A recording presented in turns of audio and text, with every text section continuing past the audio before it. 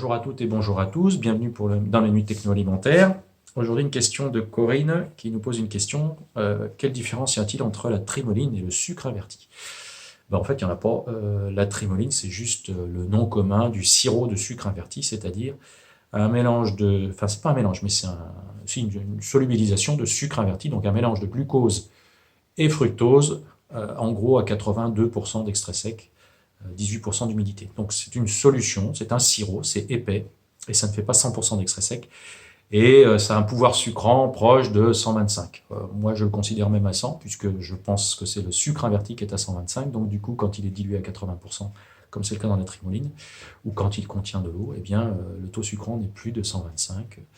C'est les discussions qu'il y a entre experts de la glace là-dessus, et j'ai toujours pas la réponse. Donc moi je le considère à 100, la trimoline, et pas à 125. Donc c'est un ingrédient qui est utilisé pour assouplir les glaces, notamment dans les glaces fruits à coque ou chocolat.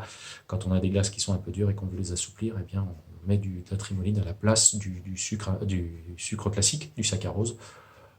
Peut-être pas en quantité complète, mais à moitié-moitié. C'est-à-dire que si vous avez d'habitude 14% de saccharose, ben vous mettez à peu près 6% de saccharose et 8% de trimoline, et normalement ça fait le taf en termes de texture. Voilà, si vous voulez tout savoir sur la technologie des glaces, eh bien ça se passe à l'Éniliade-sur-Gers, au campus de l'alimentation.fr. Et quant à moi, je vous dis à bientôt pour une nouvelle Minute Techno.